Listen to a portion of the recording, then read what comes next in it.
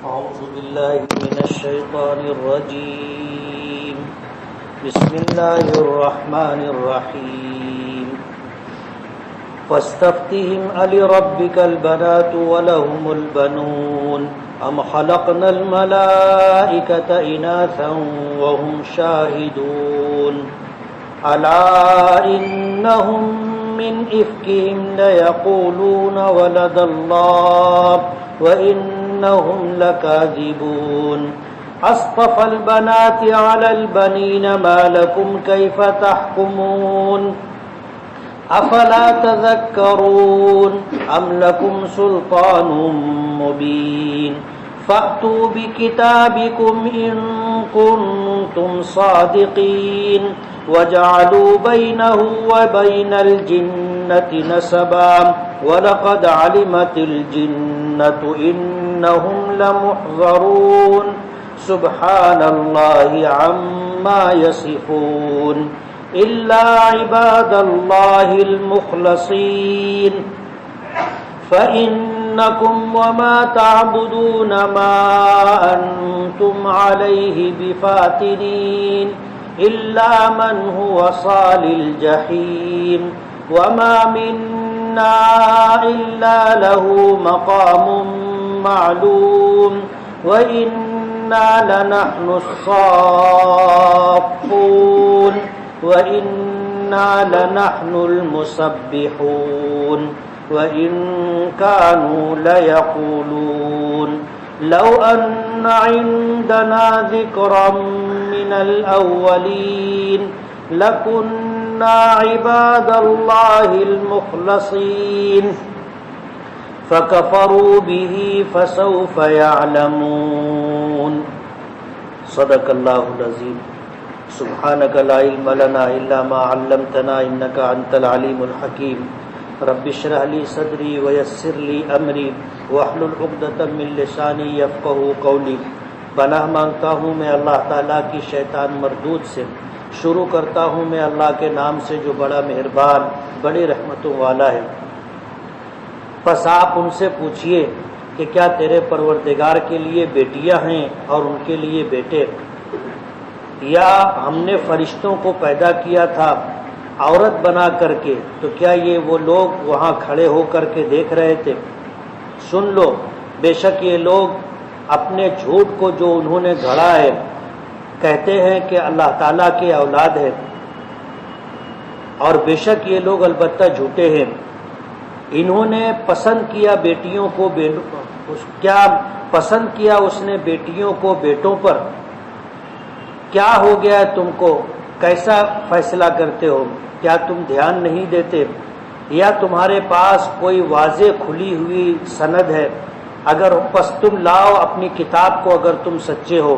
اور بنایا انہوں نے اللہ تعالیٰ کے اور جنوں کے درمیان رشتہ، اور البتہ تحقیق کے جن لوگ جانتے ہیں کہ وہ حاضر کیے ہوئے ہیں اللہ کے عذاب میں. پاک ہے اللہ تعالیٰ ان تمام باتوں سے جس کو یہ لوگ بتاتے ہیں، مگر اللہ تعالیٰ کے کچھ مخلص بندے. بس بے شک تم لوگ اور جن کی تم عبادت کرتے ہو نہیں ہو تم اس پر گمراہ کرنے والے، بہکانے والے، مگر انہی لوگوں کو جو جہنم میں جانے والے ہیں. اور فرشتوں نے کہا کہ نہیں ہے، اور نہیں ہے ہمارے لیے، ہم میں سے کچھ ہمارے لیے مگر ایک متعین مقام اور مرتبہ، اور بے شک ہم البتہ صف باندھنے والے ہیں، اور بے شک ہم اللہ کی پاکی بیان کرنے والے ہیں. اور یہ لوگ کہتے ہیں کہ اگر ہمارے پاس کوئی پچھلے لوگوں کی طرف سے نصیحت نامہ ہوتا تو ہم البتہ اللہ کے چنندہ اور مخلص بندوں میں ہوتے. پس انہوں نے کفر کیا اس بات کا، پس ان قریب وہ لوگ اس بات کو جان لیں گے. یہ سورہ صافات کے آخری رکوع کی کچھ آیتیں ہیں. ذہن میں بات ہوگی تو آپ کو اندازہ ہوگا کہ سورہ صافات کی شروعات توحید سے ہوئی تھی. سورہ صافات کی شروعات توحید کے مضمون سے ہوئی تھی، اور پھر انبیاء کرام علیہم الصلاۃ والسلام کے تذکرے تھے جس میں اللہ رب العالمین کی توحید اور ربوبیت اور الوہیت کو بیان کیا گیا تھا. ان آیات کے اندر شرک کی نفی کی جا رہی ہے. شرک کی نفی اور اس کا ابطال بھی در حقیقت توحید ہی کا بیان، اور یہاں سے آخر سورت تک یہی مضمون چلے گا. تو سورت کی ابتدا اللہ رب العالمین کی وحدانیت پر تھی. اب آخری رکوع میں بھی وہی مضمون ہے کہ شرک یعنی اللہ تعالیٰ کی ذات میں یا اللہ تعالیٰ کی صفات میں اللہ تعالیٰ کی مخلوقات میں سے کسی چیز کو شریک کرنا اور اسے اللہ تعالیٰ کا ہمسر، اللہ تعالیٰ کا برابر کا قرار دینا، جو شرک کہلاتا ہے، ان آیات میں اس کی نفی کی گئی. مشرکین عرب اللہ تعالیٰ کی مخلوق فرشتوں کو یہ کہتے تھے کہ یہ اللہ کی بیٹیاں ہیں، اللہ تعالیٰ کی بیٹیاں ہیں. حالانکہ عربوں کے عرف میں اس بات کو ناپسندیدہ سمجھا گیا. وہ لوگ اپنے لیے بیٹیاں پسند نہیں کرتے تھے، بیٹے پسند کرتے تھے. مگر عجیب سوچ ہے ان کی کہ جب اللہ کے لیے انہوں نے اولاد تجویز کی تو ان اولادوں کو مؤنث بتایا کہ یہ عورتیں ہیں. حالانکہ کائنات میں بہت ساری مخلوق ہے جسے اللہ نے نہ مذکر بنایا نہ مؤنث بنایا. جیسے زمین اس کا جوڑا نہیں ہے، یہ مذکر بھی نہیں ہے مؤنث بھی نہیں ہے. جیسے آسمان، اس کا جوڑا نہیں ہے، تو آسمان نہ مذکر ہے نہ مؤنث ہے. جیسے دریا، سورج، چاند، بادل، یہ اللہ کی ایسی مخلوق ہے کہ اس کے جوڑے نہیں ہیں، نہ یہ مذکر ہے اور نہ مؤنث ہے. ایسا ضروری نہیں ہے کہ کائنات میں جتنی مخلوقات ہیں وہ سب کے سب مذکر یا مؤنث ہوں اور ان کے جوڑے ہوں، ایسا ضروری نہیں. تو فرشتے بھی اللہ تعالیٰ کی مخلوق ہیں. اللہ نے انہیں نور سے پیدا کیا اور اللہ نے ان کے جوڑے نہیں بنائے. یعنی یہ نہ مذکر ہیں نہ مؤنث ہے، نہ مرد ہیں نہ عورتیں ہیں. اللہ تعالیٰ نے جتنی مخلوقات پیدا فرمائی ہیں فرشتوں کو نور سے پیدا کیا اور اللہ نے ان کے جوڑے نہیں بنائے. اللہ نے جنات و شیاطین کو آگ سے پیدا کیا، ان کے جوڑے بنائے.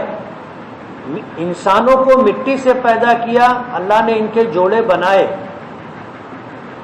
جنات و شیاطین اور انسانوں کے لیے اللہ پاک نے جنت بنائی، جہنم بنائی. یہ مکلف مخلوق ہے.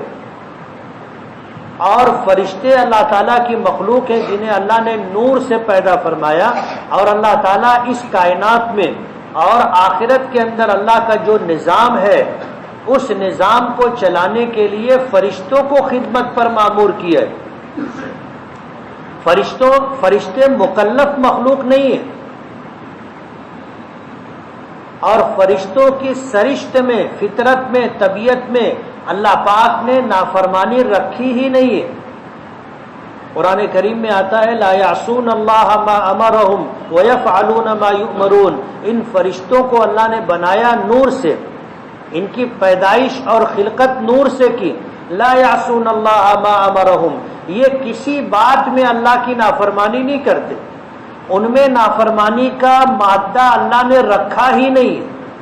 وَيَفْعَلُونَ مَا يُؤْمَرُونَ، کرتے وہی ہے جو ان کو حکم دیا جاتا ہے.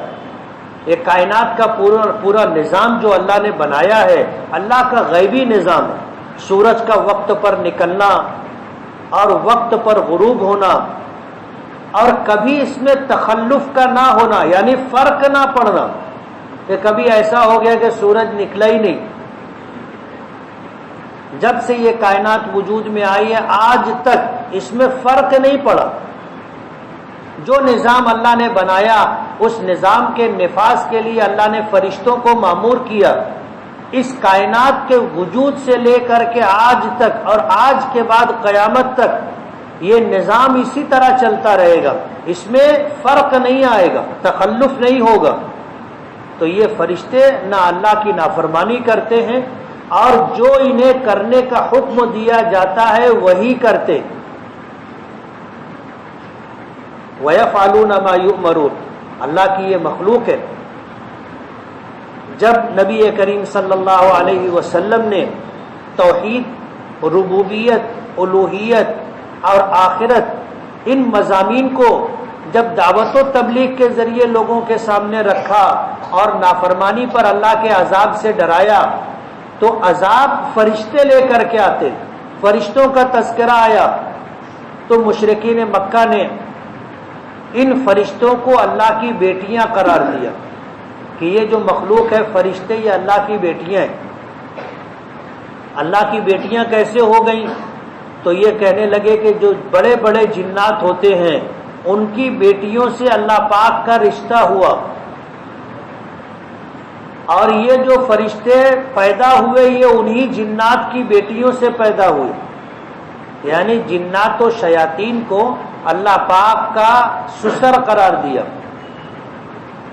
اللہ اور ان کے درمیان سسرالی رشتہ قائم کیا، اور یہ جو فرشتے ہیں انہیں جنات کی اور اللہ کی بیٹیاں قرار دیا.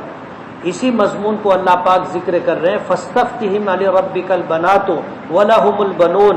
آپ ان سے پوچھئے کہ یہ اپنے پروردگار کے لیے بیٹیاں تجویز کرتے اور اپنے لیے بیٹے پسند کرتے.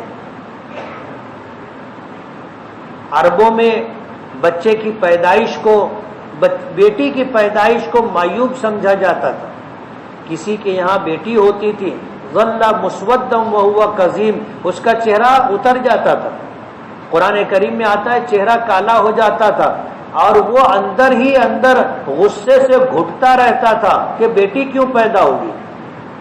یہی وجہ تھی کہ کتنے لوگ تھے جو اپنی بیٹیوں کو زندہ دفن کر دیا کرتے تھے، انہیں جان سے مار دیا کرتے تھے. اللہ پاک فرماتے ہیں کہ یہ اپنے لیے تو بیٹے پسند کرتے اور اللہ کے لیے اولاد تجویز کی تو فرشتوں کو اللہ کی بیٹیاں قرار دیا. یہ تو عربوں کے عرف کے بھی خلاف ہے. ظاہر بات ہے کہ اگر یہ اپنے لیے بیٹے پسند کرتے ہیں اور اللہ جو خالق بھی ہے مالک بھی ہے ان کے لیے اللہ کے لیے اولاد تجویز کرنا تھی تو بیٹے تجویز کرنا تھا، نہ کہ بیٹیاں. اللہ پاک فرماتے ہیں یہ تو عربوں کے عرف کے بھی خلاف. پھر اللہ پاک فرماتے ہیں ہم خلقنا الملائکۃ اناثا وهم شاہدون، کہ کیا یہ دیکھ رہے تھے اس بات کو کہ اللہ نے فرشتوں کو پیدا کیا تو ان فرشتوں کے اندر انہوں نے عورتوں والی خصوصیات اور صفات دیکھی؟ کیا یہ اس وقت موجود تھے، کھڑے تھے جو دیکھ رہے تھے، مشاہدہ کر رہے تھے؟ ظاہر بات ہے کہ ان کا تو وجود بھی نہیں تھا. جب اللہ نے فرشتوں کو پیدا کیا تھا تو انسانوں کا وجود نہیں تھا. فرشتوں کا وجود انسانوں سے پہلے ہے. ان فرشتوں کو اللہ پاک نے پیدا فرمایا اور ان فرشتوں کو حکم دیا تھا کہ زمین پر جاؤ، مٹی لاؤ، آدم کا پتلا بناؤ، اور پھر آدم میں جان ڈالی گئی اور پھر حکم دیا گیا کہ آدم کو سجدہ کرو. تو ظاہر بات ہے انسان کا وجود تو بعد کا ہے، فرشتوں کی پیدائش تو پہلے ہو چکی تھی جنہیں اللہ نے اپنی قدرت سے پیدا کیا. اللہ پاک پوچھتے ہیں کہ یہ چیز تو ان کے عرف کے خلاف ہے ہی، لیکن یہ دعویٰ کرتے ہیں کہ یہ فرشتے اللہ کی بیٹیاں ہیں. تو کیا جس وقت اللہ پاک نے ان فرشتوں کو پیدا کیا تھا یہ وہاں موجود تھے، دیکھ رہے تھے کیا؟ ام خلقنا الملائکۃ اناثا وهم شاہدون الا انہم من افکہم لیقولون ولد اللہ وانہم لکاذبون. اللہ پاک فرماتے ہیں کہ سن لو، ان لوگوں نے جو جھوٹ گھڑا ہے، اپنی طرف سے جو جھوٹی بات گڑھی ہے، کہتے ہیں ولد اللہ، اللہ کے یہاں اولاد ہوئی. وانہم لکاذبون، اللہ پاک فرماتے ہیں کہ یہ جھوٹے لوگ ہیں. اللہ کی شان یہ ہے لم یلد ولم یولد، نہ اللہ نے کسی کو جنا نہ اللہ کو کسی نے جنا. اللہ کا نکاح نہیں ہوا، کسی سے رشتہ نہیں ہوا، تعلق قائم نہیں ہوا کہ اولاد پیدا ہوگی. اور ایسا بھی نہیں ہے کہ اللہ پاک کسی کے بیٹے ہوں، کسی کی اولاد. لم یلد ولم یولد، نہ اللہ نے کسی کو جنا نہ اللہ کو کسی نے جنا. ولم یکن لہ کفوا احد، اور اس پوری کائنات میں ایک مخلوق بھی ایسی نہیں ہے جو اللہ کی برابری کر سکے. اللہ خالق ہے، ساری مخلوق اللہ کی مخلوق ہے، اللہ کی پیدا کی ہوئی. فرمایا کہ یہ لوگ جھوٹ گڑھتے ہیں اور کہتے ہیں کہ اللہ کی اولاد ہوئی، اور بے شک یہ لوگ جھوٹے ہیں. اصطفى البنات علی البنین، کیا اللہ نے اولاد بنانی تھی اپنے لیے تو بیٹیوں کو بیٹوں پر ترجیح دی اور اپنے لیے بیٹیاں پیدا کی. ظاہر بات ہے عرب لوگ تو اس کو پسند نہیں کرتے تھے. تو اگر بیٹی گھٹیا ہوتی، بیٹی کا ہونا ناپسندیدہ ہوتا، تو اللہ اپنے لیے بیٹیاں تجویز نہیں کرتے، جیسا ان کی سمجھ ہے اور سوچ ہے. ما لکم کیف تحکمون، اللہ پاک فرماتے ہیں کہ کیسا فیصلہ تم لوگ کر رہے ہو، کیا ہو گیا ہے تم کو، تم کیسا فیصلہ کر رہے ہو کہ اللہ کے لیے اولاد تجویز کر رہے ہو، اور پھر ان فرشتوں کو اولاد قرار دیتے ہوئے انہیں مؤنث قرار دیتے ہو کہ یہ لڑکیاں ہیں، یہ بیٹیاں ہیں، اس طرح کی بات کہتے ہو. افلا تذکرون، کیا تم اس پر دھیان نہیں دیتے کہ تم جو کچھ کہہ رہے ہو یہ چیز کیا ہے. ام لکم سلطان مبین، اللہ پاک فرماتے ہیں کہ اگر تم فرشتوں کو اللہ کی بیٹیاں قرار دے رہے ہو تو کیا تمہارے پاس اس کی کوئی سند موجود ہے؟ تمہارے پاس کوئی دلیل موجود ہے جس کی بنیاد پر تم کہتے ہو کہ یہ فرشتے اللہ کی بیٹیاں ہیں؟ اگر تمہارے پاس کوئی سند ہو فأتوا بکتابکم ان کنتم صادقین، تمہارے پاس اگر کوئی کتاب ہو تو وہ کتاب لاؤ اگر تم سچے ہو.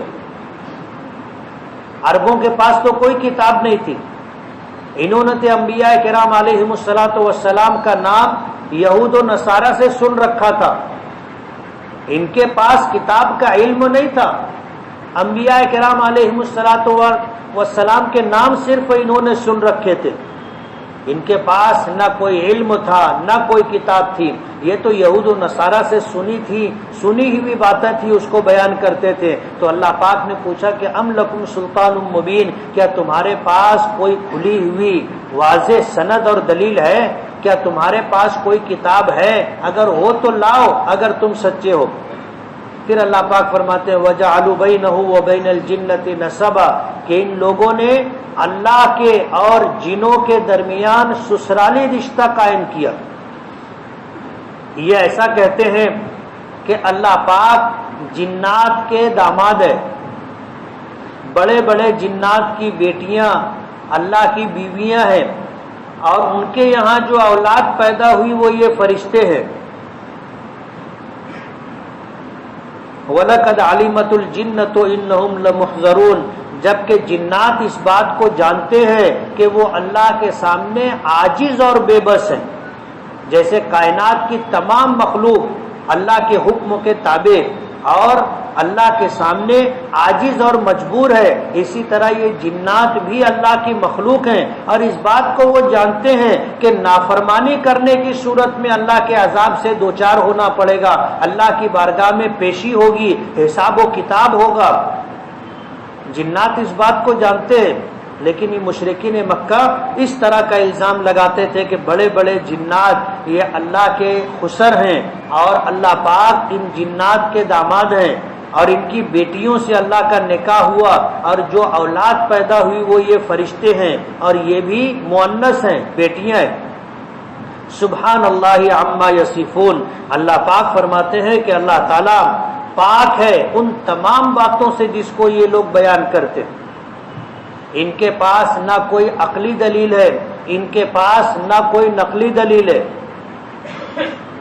الا عباد اللہ المخلصین، مگر اللہ تعالیٰ کے کچھ مخلص بندے ہیں جو اس بات کو جانتے ہیں کہ یہ جو کچھ کہا جا رہا ہے کہ یہ سب جھوٹ ہے۔ فَإِنَّكُمْ وَمَا تَعْبُدُونَ مَا أَنْتُمْ عَلَيْهِ بِفَاتِنِينَ، اللہ پاک فرماتے ہیں کہ تم جن کی پوجا کرتے ہو، جن کو معبود قرار دیتے ہو، تم سب مل کر کے بھی کسی کو بہکا نہیں سکتے۔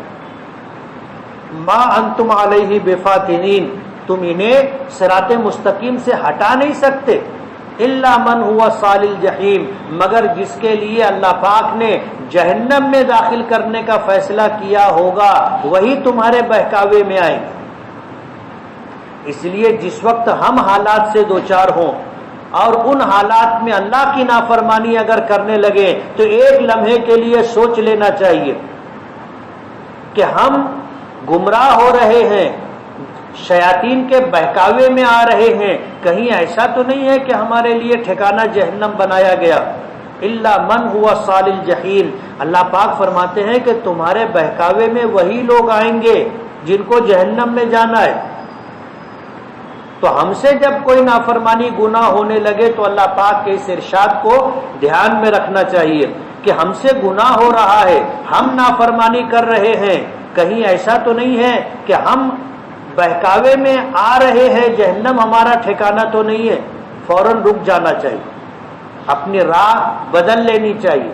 اللہ پاک فرماتے ہیں کہ تم اور تمہارے معبودان باطلہ تم کسی کو بہکا نہیں سکتے، مگر بہکے گا وہی جس کا ٹھکانہ جہنم ہوگا، جو جہنم میں جانے والا ہوگا۔ وما منا الا له مقام معلوم، فرشتوں کے قول کو اللہ پاک نے ذکر کیا کہ فرشتے کہتے ہیں کہ ہمارے لیے تو رتبے مقرر ہے، مقام مقرر ہے۔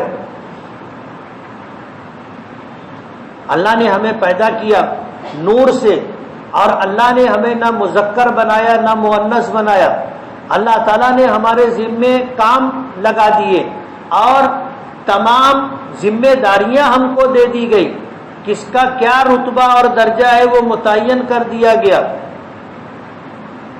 سب کے لیے الگ الگ ذمہ داریاں۔ انا وانا لنحن الصافون، اور ہم اللہ کے سامنے صف بستہ رہتے۔ نبی کریم صلی اللہ علیہ وسلم نے نماز کھڑی ہو رہی تھی، اس موقع پر فرمایا الا تصفون کما تصف الملائکہ، تم اس طرح کی صف کیوں نہیں قائم کرتے لگاتے جیسے فرشتے اللہ کے سامنے صف بستہ رہتے۔ تو صحابہ کرام نے پوچھا کہ اللہ کے رسول کیا فرشتے بھی اللہ کے سامنے صف بستہ رہتے؟ تو حضور نے فرمایا کہ ہاں، اس طرح صف بستہ رہتے ہیں کہ صفیں بالکل سیدھی ہوتی ہے اور ان کے درمیان جگہ نہیں ہوتی، مل مل کر کے کھڑے ہوتے ہیں۔ تو تم نمازوں میں جب صف لگاؤ تو اس طرح صف لگاؤ کہ صفیں سیدھی بھی ہوں اور تمہارے درمیان خلا نہ رہے، مل مل کر کے تم صف بناؤ۔ وَإِنَّا لَنَحْنُ الصَّافُونَ، فرشتے کہتے ہیں کہ ہمارے لیے تو درجات مقرر ہیں، ہمارے لیے مقامات مقرر ہیں، ہمارے لیے رتبے طے ہیں، ذمہ داریاں طے ہیں، اور ہم اللہ کے سامنے صف بستہ رہتے ہیں۔ وَإِنَّا لَنَحْنُ الْمُسَبِّحُونَ، اور ہم ہر حال میں اللہ کی پاکی بیان کرتے رہتے ہیں۔ وَإِن كَانُوا لَيَقُولُونَ، یہ مشرکین مکہ کہا کرتے تھے لو ان عندنا ذکرا من الاولین، کاش ہمارے پاس کوئی نصیحت نامہ ہوتا پچھلے لوگوں جیسا، جیسے یہود و نصارہ کو کتاب ملی تھی، یہودیوں کو توریت عطا ہوئی تھی، عیسائیوں کو انجیل دی گئی تھی، حضرت داؤد علیہ السلام کی امت کو زبور دی گئی تھی۔ تو یہ مشرکین مکہ کہا کرتے تھے کاش ہمارے پاس بھی کوئی کتاب ہوتی، کوئی نصیحت نامہ ہوتا، لَكُنَّا عِبَادَ اللَّهِ الْمُخْلَصِينَ، تو ہم اللہ کے مخلص بندے ہوتے۔ اس بات کی وہ تمنا کیا کرتے تھے کہ جس طرح یہود و نصارہ کو آسمانی کتابیں ملی، صحیفے ملے، اور جس طرح ان کے پاس اس کتاب تھی اس کے احکامات پر یہ عمل کرتے تھے، کاش ہمارے پاس بھی کوئی کتاب ہوتی۔ جب یہ بات وہ کہا کرتے تھے تو اس کا نتیجہ یہ بتایا کرتے تھے کہ ہمارے پاس بھی کتاب ہوتی، ہم بھی اللہ کے چنندہ اور مخلص بندے ہوتے۔ اللہ پاک نے نبی کریم صلی اللہ علیہ وسلم کو مبعوث فرمایا اور آپ پر قرآن کریم نازل کیا، آسمانی کتاب اللہ پاک نے دی۔ جب یہ وحی بذریعہ وحی اللہ پاک کا کلام، اللہ پاک کے احکامات قرآن کی شکل میں ان لوگوں کو ملے، فکفروا بہ، تو ان لوگوں نے قبول کرنے سے انکار کر دیا، ایمان نہیں لائے۔ حالانکہ یہ اس بات کو کہا کرتے تھے کہ کاش ہمارے پاس بھی کوئی کتاب ہوتی، پچھلے لوگوں کی طرح ہمارے پاس بھی صحیفہ اور احکام الہی پر مشتمل کوئی مجموعہ ہوتا تو ہم اس پر عمل کرتے اور عمل کر کے اللہ کے مخلص بندے بنتے۔ جب اللہ پاک نے قرآن کریم عطا کیا، نبی کریم صلی اللہ علیہ وسلم کو مبعوث فرمایا، جس کو فسوف، تو ان لوگوں نے فکفروا بہ، انکار کر دیا۔ اللہ پاک فرماتے ہیں فسوف یعلمون، اس انکار کا، ایمان لانے سے منحرف ہو جانے کا کیا نتیجہ ہوگا، ان قریب ان کو معلوم ہو جائے گا، ان قریب معلوم ہو جائے گا۔ مرنا تو ہے، مرنا تو ہے، موت برحق ہے، جس کا جو وقت مقرر ہے اس وقت پر اس کو جانا ہے۔ لمبی زندگی بھی ملی تو بھی مرنا ہے۔ کسی کو اللہ 30-40 سال کی عمر دیتا ہے، کسی کو 50 سال 60 سال کی عمر دیتا ہے، کسی کو اللہ تعالیٰ 100 سال کی بھی عمر دیتا ہے، اس کے بعد پھر مرنا ہے۔ کل ایک شخص کی ملاقات کے لیے ہم لوگ گئے تو وہ بتانے لگے کہ 1933 میں میری شادی ہوئی تھی، 1933 میں شادی ہوئی تھی۔ ظاہر بات ہے شادی کے وقت ان کی عمر 18-20 سال تو رہی ہوگی، اس سے زیادہ بھی ہو سکتی، تو ان کی عمر آپ اندازہ کر لو کتنی ہوگی۔ 2017 چل رہا ہے، تو ہمارے ساتھ ایک صاحب تھے، ساتھی تھے، وہ کہنے لگے دعا کرو ہماری بھی لمبی عمر ہو جائے۔ تو وہ کہنے لگے کہ بابو نہیں، 60-70 سال بس ہے، 60-70 سال بس۔ ہماری کیا حالت ہے ہم سے پوچھو۔ اب ظاہر بات ہے آدمی بوڑھا ہو گیا، نہ اٹھ سکتا، نہ بیٹھ سکتا، نہ کھا سکتا، اور کھا لے تو نہ ہضم کر سکتا۔ یہ زندگی بھی کوئی زندگی ہے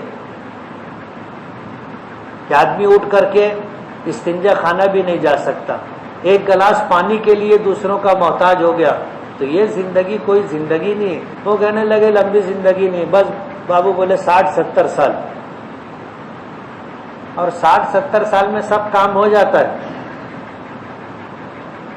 تو موت برحق ہے، زندگی مختصر رہی تو بھی مرنا ہے، عمر لمبی رہی تو بھی مرنا ہے، کوئی ہمیشہ رہنے والا نہیں ہے۔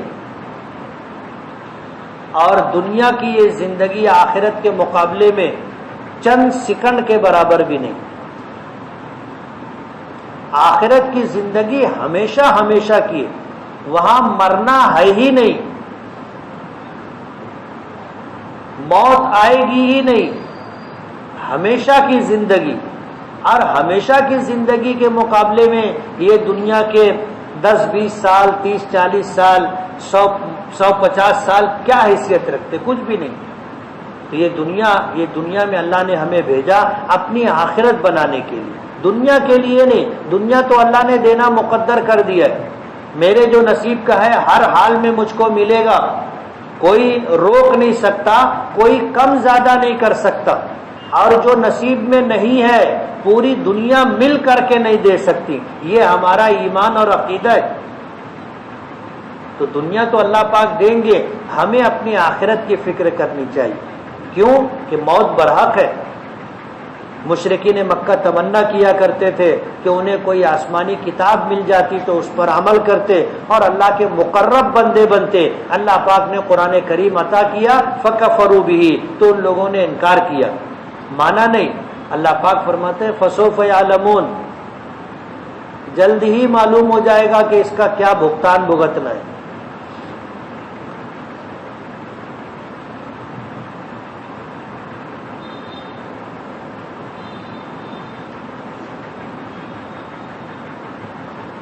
قرآن کریم میں کون سی سورت کو سورہ توحید کہتے ہیں؟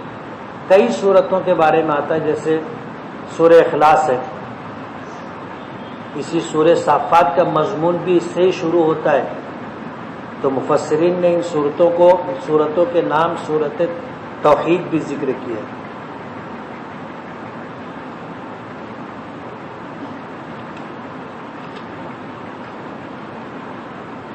رزق کا مالک اللہ ہے، تو کیا جنات کسی کے کاروبار کی روک کر سکتے ہیں؟ کسی نے کہا کہ اس کے جسم پر جن کی سواری آتی ہے اس لیے کاروبار رک گیا ہے۔ یہ سب بکواس ہے۔ بولے روزی باندھ دیے، کچھ لوگ ایسا بولتے ہیں روزی باندھ دیے، اور بھوک جھاڑ کرنے والے بھی کچھ لوگ ہوتے ہیں، ان کو جب بلایا جائے تھوڑا آ کے دیکھ لو، دکان پہ آ کے روزی کوئی باندھ دیا ہے؟ دنیا کی کوئی طاقت روزی باندھ نہیں سکتی، یہ اللہ کا فیصلہ ہے۔ وَمَا مِن دَابَّةٍ فِي الْأَرْضِ إِلَّا عَلَى اللَّهِ رِزْقُهَا، اللہ نے طے کر دیا ہے۔ حدیث پاک میں آتا ہے بچہ ماں کے پیٹ میں وجود پاتا ہے، اللہ اس کی پرورش کے لیے ایک فرشتہ طے کر دیتے، وہ فرشتہ اللہ سے پوچھتا ہے اے اللہ کیا لکھوں؟ اللہ پاک فرماتے اس کی عمر لکھ دے 40 سال۔ پھر وہ فرشتہ پوچھتا ہے کہ اللہ کیا لکھوں؟ اللہ پاک فرما دیتے ہیں کہ اس کو اتنا رزق ملے گا، یہ لکھ دے۔ لوح محفوظ میں سب کا فیصلہ لکھا ہوا ہے، اللہ پاک اس فرشتے کو بتا دیتے ہیں، وہ لکھ دیا جاتا ہے۔ تو زندگی بھی لکھ دی جاتی ہے، زندگی نہ کوئی کم کر سکتا ہے نہ زیادہ کر سکتا ہے۔ رزق اللہ نے لکھ دیا، نہ کوئی کم کر سکتا نہ زیادہ کر سکتا، اس لیے بکواس ہے کہ روزی باندھ دی گئی ہے، اب تھوڑا خرچہ آئے گا تو ہم کھول دیں گے۔ اب تیرے اندر رزق کھولنے کی طاقت تھی تو کائے کو ان سے پیسہ مانگ رہا؟ کھول لینا تھا نا، پنڈال چالو کر لینا تھا آسمان سے۔ کیا بیوی کی میت کو شوہر قبر میں اتار سکتا ہے؟ اتار سکتا ہے۔ جب پرایا آدمی اتر کے اتار سکتا ہے تو شوہر ہے، وہ بھی اتار سکتا ہے۔ کیا یہ بات صحیح ہے کہ قرآن پاک کو ترجمے کے ساتھ پڑھنا زندگی میں ایک مرتبہ فرض ہے؟ نہیں، ایسا ضروری نہیں۔ وتر کی نماز میں دعائے قنوت کے علاوہ قنوت نازلہ پڑھنا کیسا ہے؟ پڑھ سکتے ہیں۔ بد نظری سے بچنے کے لیے کوئی عمل بتائیے۔ بد نظری سے بچنے کے لیے آدمی کو اپنے نفس پر قابو رکھنا ہوگا، نظر پڑی ہٹا لینے کا، یہ سوچنے کا کیا ملنے والا ہے۔ بد نظری گناہ بے لذت ہے۔ گناہ دو طرح کے ہوتے ہیں، ایک گناہ وہ جس میں لذت ملتی ہے، آدمی شراب پیا کچھ تو ملتا ہے، ایسا سمجھتا ہے کہ میں لندن میں ہوں۔ زنا کرتا ہے، لذت ملتی ہے۔ لیکن بد نظری ایک ایسا گناہ ہے کہ یہ بے لذت گناہ ہے۔ جیسے کسی پرائی عورت کو آپ نے دیکھا، کیا ملا؟ مصیبت مول لے لی آپ نے۔ اگر وہ شکل صورت پسند آ گئی اور شیطان وسوسے ڈالنا چالو کیا تو آدمی اس میں ہی پریشان رہتا ہے، ملتا کچھ نہیں ہے، تو یہ گناہ بے لذت ہے۔ اگر اس طرح کا کوئی معاملہ ہو تو کسی ایک نماز کے بعد 25 مرتبہ قل ہو اللہ کی سورت پڑھ کر کے اپنے سینے پر دم کرنا چاہیے۔ غروب آفتاب کے وقت کھانا کھانے کا حکم کیا ہے؟ جائز ہے، آپ کھا سکتے ہو، منع نہیں۔ طلوع آفتاب، زوال اور غروب آفتاب، ان مواقع پر سجدہ منع ہے، سجدہ، باقی کوئی عبادت منع نہیں۔ آپ قرآن پڑھ سکتے ہو، اللہ کا ذکر کر سکتے ہو، سو سکتے ہو، اور دنیا کا کوئی کام ہو کر سکتے ہو، کھانا بھی کھا سکتے ہو۔ 1,30,000 کا مال ہے، اب اس میں 30,000 قرض ہے، اب اس کی زکوٰۃ کس طرح ادا کی جائے گی؟ جو قرض ہے وہ اپنا مال نہیں ہے۔ 1,30,000 کا مال ہے اور 30,000 قرض ہے، تو اپنا 1 لاکھ اپنا ہے، اور 1 لاکھ پر 2,500 زکوٰۃ ہے۔ ظہر اثر کی نماز میں امام بلند آواز میں قرات کیوں نہیں کرتے؟